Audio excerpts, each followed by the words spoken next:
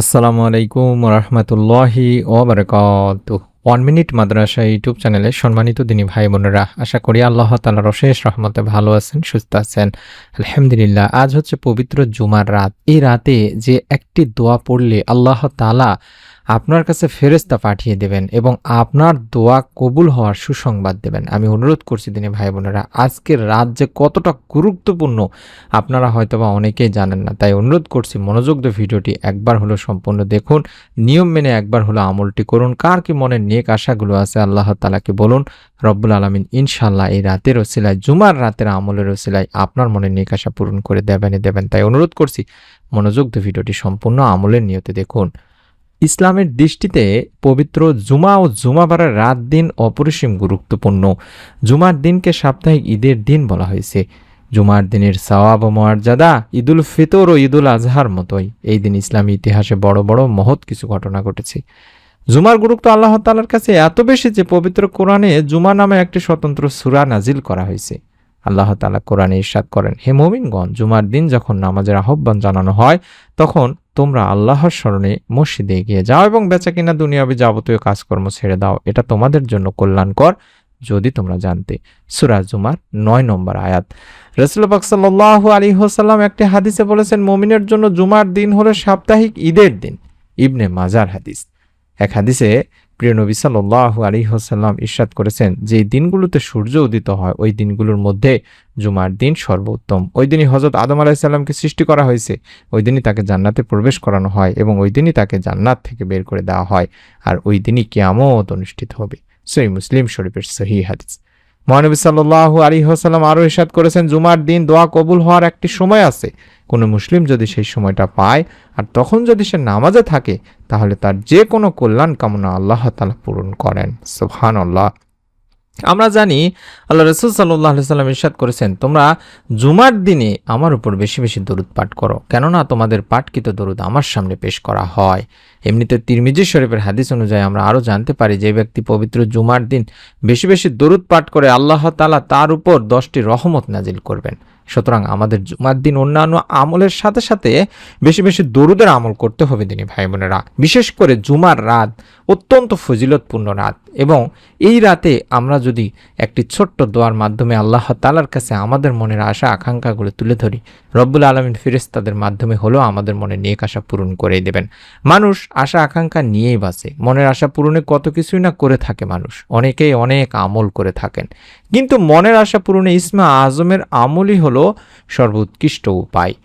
ইসমে আজমের আমল নিয়ে অনেক মতামত রয়েছে দিনী ভাই বোনেরা, তবে সবচেয়ে কার্যকরী পরীক্ষিত যে ইসমে আজম সেটি আমি আপনাদেরকে শিখিয়ে দেব ইনশাআল্লাহ। পবিত্র কোরআনে ইসমে আজম রয়েছে। রাসূল পাক সাল্লাল্লাহু আলাইহি ওয়াসাল্লাম এক হাদিসে ইরশাদ করেন, ইসমে আজম সূরা বাকারার 163 নম্বর আয়াত এবং সূরা আল ইমরানের 1 নম্বর আয়াতে রয়েছে। ইসমে আজমের মাধ্যমে দোয়া করলে আল্লাহ তাআলা তা কবুল করেন। সুবহানাল্লাহ, সুবহানাল্লাহ। অর্থাৎ এই মুহূর্তে যে ছোট্ট দোয়াটি দেখছেন, এই দোয়ার মাধ্যমে যদি আল্লাহ তাআলার কাছে আপনি আপনার মনের আশা আকাঙ্ক্ষাগুলো তুলে ধরেন, রব্বুল আলামিন আপনারও মনের নেক আশা ইনশাআল্লাহ পূরণ করে দেবেন। আল্লাহুম্মা ইন্নী আসআলুকা বিআন্না লাকাল হামদ লা ইলাহা ইল্লা আনতাল মান্নান বাদিউস সামাওয়াতি ওয়াল আরদ ইয়া যাল জালালি ওয়াল ইকরাম ইয়া হাইয়্যু ইয়া কাইয়্যুম। এভাবে আপনাকে এই দোয়ার আমলটি করতে হবে দিনী ভাই বোনেরা, তবে নিয়ম মেনে। আমি আশা করছি দোয়াটি আপনারা সংগ্রহ করে নিয়েছেন। যে নিয়মে যেভাবে পড়তে বলবো সেভাবে আপনারা পড়বেন। আল্লাহ তাআলা চাহে তো আপনার ডাকে সাড়া দিয়ে আপনার মনের নেক আশা পূরণ করেই দেবেন। এই দোয়ার অর্থই হচ্ছে, হে আল্লাহ, আমি তোমার কাছে প্রার্থনা করি, তুমি তো সকল প্রশংসার মালিক, তুমি ছাড়া কোনো ইলাহ নেই, তুমি দয়াশীল, তুমি আকাশসমূহ পৃথিবীর একমাত্র সৃষ্টিকর্তা, হে মহান সম্রাট ও সর্বোচ্চ মর্যাদার অধিকারী, হে চিরঞ্জীব, হে সর্বময় ক্ষমতার অধিকারী। এই দোয়াটির ব্যাপারে হাদিসে আনাস রাদিয়াল্লাহু তাআলা আনহু সূত্রে বর্ণিত হয়েছে, তিনি আল্লাহ রাসূল সাল্লাল্লাহু আলাইহি ওয়াসাল্লামের সঙ্গে বসা ছিলেন। এ সময় এক ব্যক্তি নামাজ আদায় করে দোয়াটি পাঠ করল। তখন নবী করিম সাল্লাল্লাহু আলাইহি ওয়াসাল্লাম বলেন, এই ব্যক্তি ইসমে আজমের দ্বারা দোয়া করেছে। যে নামে ডাকলে তিনি সাড়া দেন এবং যে নামে তার নিকট চাওয়া হলে তিনি তাকে তা দান করেন। এটি আবু দাউদ শরীফের একটি হাদিস। সুবহানাল্লাহ, সুবহানাল্লাহ। কতটা পাওয়ারফুল একটি দোয়া যে আপনি যদি এই দোয়ার মাধ্যমে আল্লাহকে ডাকেন, আল্লাহ সাড়া দেন এবং এই দোয়ার মাধ্যমে কিছু চাইলে আল্লাহ তাআলা আপনাকে তা দান করবেন।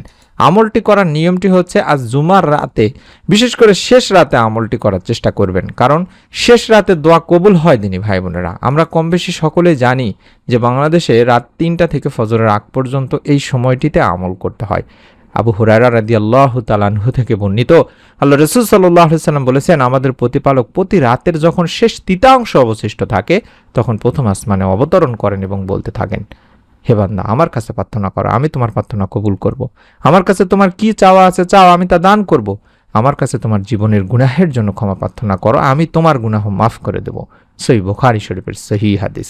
সুবহানাল্লাহ, সুবহানাল্লাহ, কতটা গুরুত্বপূর্ণ তাহলে একটি সময়। তাই আমরা এই সময়টিতে ঘুম থেকে উঠে আমলটি করার চেষ্টা করব। যারা রাতে ঘুম থেকে উঠে আমলটি করতে পারবেন না, তারা ঈশার নামাজের পরে কিংবা ঘুমাতে যাওয়ার আগে অন্তত 2 রাকাত নামাজ আদায় করে প্রথম কাজ হলো দরুদ শরীফ পড়ে নেওয়া। চাইলে আল্লাহুম্মা সাল্লি ওয়া সাল্লিম আলা নাবিয়িনা মুহাম্মাদ, অর্থাৎ যে ছোট্ট দরুদটি স্ক্রিনে দেখাচ্ছি, আল্লাহুম্মা সাল্লি ওয়া সাল্লিম আলা নাবিয়িনা মুহাম্মাদ, কম করে হলো 11 বার পাঠ করে নিয়ে মাত্র একবার হলো পাঠ করবেন তিনি ভাই বোনেরা। কম করে হলো একবার পাঠ করবেন, আল্লাহুম্মা ইন্নী আসআলুকা বিআন্না লাকাল হামদ লা ইলাহা ইল্লা আনতাল মান্নান বাদিউস সামাওয়াতি ওয়াল আরদ ইয়া জাল জালালি ওয়াল ইকরাম ইয়া হাইয়্যু ইয়া কাইয়্যুম। এভাবে পাঠ করে দুখানা হাত তুলে আল্লাহ তাআলার কাছে আপনার চাওয়া পাওয়াগুলো বলবেন। রব্বুল আলামিন ইনশাআল্লাহ আপনার দোয়া ফেরেশতাদের মাধ্যমে আল্লাহ তাআলার কাছে পৌঁছায় নেবেন। তাই অনুরোধ করছি, মনের মধ্যে শতভাগ বিশ্বাস নিয়ে আজকের রাতে, অত্যন্ত ফজিলতপূর্ণ একটি রাতে আমলটি একবার হলেও করবেন। আপনার নিকট আত্মীয় স্বজন, কাছের মানুষজনের কাছে ভিডিওটি শেয়ার করে দেবেন এবং অবশ্যই মনোযোগ দিয়ে ভিডিওটি যারা দেখেছেন, এরকম নতুন আমলের ভিডিওগুলো যদি আপনি পেতে চান, দেখতে চান, তাহলে আমাদের চ্যানেলটির সঙ্গে থাকবেন, সাবস্ক্রাইব করে বেল বাটনটি অন করার মাধ্যমে। সকলে ভালো থাকুন, সুস্থ থাকুন। মহান রব আল্লাহ আপনাদের সকলকে এই আমলের ওসিলায় আপনাদের মনের নেক আশা পূরণ করে দিন, আমিন। আসসালামু আলাইকুম ওয়া রাহমাতুল্লাহি ওয়া বারাকাতুহু।